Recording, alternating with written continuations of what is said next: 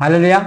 व्यवस्था विवरण 8 अध्याय का 3 पद में लिखा है कि उसने तुझको नम्र बनाया और भूखा भी होने दिया, फिर वहां मन्ना जिसे तू और तेरा पुरखा नहीं जानते थे वहीं तुझको खिलाया, इसलिए कि वहां तुझको सिखाया कि मनुष्य केवल रोटी से नहीं जीवित रहता, परंतु जो वचन यहोवा के मुख से निकलता है उसके द्वारा जीवित रहता है। हालेलुया।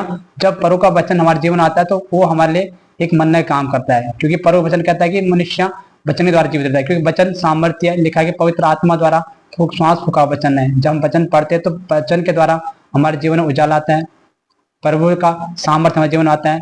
जो बातें वचन लिखे वो हमारे मन में वो हम उसको ग्रहण करते हैं और उसके द्वारा हमें बुद्धि मिलती है, समझ मिलती है, हम उसके द्वारा नया नयापन अपने जीवन देखते हैं। इसलिए प्रभु वचन कहता है कि मनुष्य रोटी से नहीं बल्कि परमेश्वर से मुख से जो वचन निकलता है उसके द्वारा जीवित रहता है। इसीलिए हमें बहुत जरूरी है कि हमें वचन पढ़ना, उसमें मनन करना, ताकि प्रभु की आत्मा जो हमसे बात करने चाहे आने समय के लिए उसका हम प्रकाशन पाए। और जब हम अपने आत्मा उसको ग्रहण करेंगे तो हमारा शरीर भला चंगा रहेगा और हमारे जो कार्य होंगे वो सफल होंगे, क्योंकि प्रभु का वचन सामर्थ्य है, पवित्र आत्मा द्वारा रचा गया वचन है। तो जब हम प्रभु का वचन पढ़ते हैं तो उसके द्वारा हम अपने आप में जैसे खाना खाने वाले नए ताजगी महसूस करते हैं, ऐसे हमारी आत्मा में नए ताजगी आती है और हमारे शरीर में भी चंगाई लाती है, हमें बुद्धि ज्ञान समझ में बढ़ाती है। इसलिए वचन पढ़ना हमें बहुत जरूरी है। तभी लिखा कि मनुष्य रोटी से नहीं बल्कि जो वचन प्रभु के मुख से निकलता है उसके द्वारा जीवित रहेगा।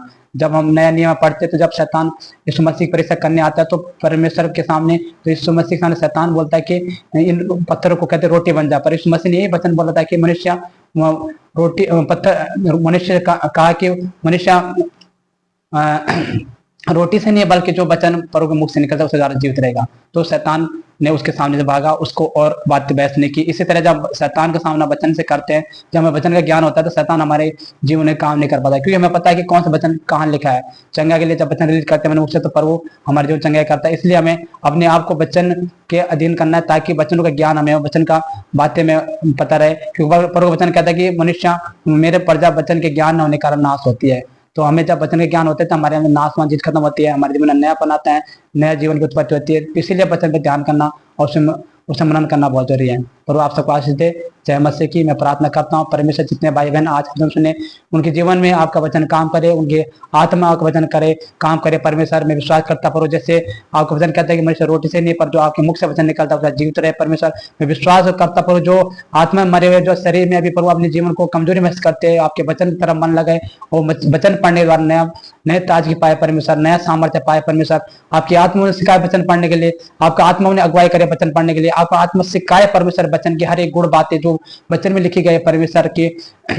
आपने कहा कि मार्ग जीवन सत्य मैं हूँ और परमेश्वर जो मेरे पीछे आएगा वो कभी ना भूखा रहेगा ना प्यासा रहेगा। पर ऐसी बातें इनको सिखा, पर वो आपका वचन इनको सिखाए, आपके आत्मा इनको सिखाए वचन पढ़ने के लिए, स्वप्न दर्शन से बात करे, आपके लोगों द्वारा बात करे। इनके मन में जो शैतान ने वचन हटने के लिए जो काम करता है सारी अंधकार से नष्ट हो। आपकी दया को मांगता हूँ प्रभु, आपकी हजूरी को मांगता प्रभु, आपके प्रेम को मांगता प्रभु, आपके वचन के गहरे भेदों का प्रकाशन इनके मनों में चाह रही है प्रभु। आपके वचन के आदि हो जाए परमेश्वर, आपके वचन के भूखे प्यासे हो जाए परमेश्वर। जो शैतान इनको वचन पढ़ने में प्रार्थना करना रोकता है सारे बंधन टूटने पाए मसीह नाम से। आपकी दया मांगता प्रभु, आपकी हजूरी को आपके प्रेम को इनके जीवन में बनाए रखने प्रार्थना करता हूँ। धन्यवाद मसीह के नाम से मांगते हैं, आमीन।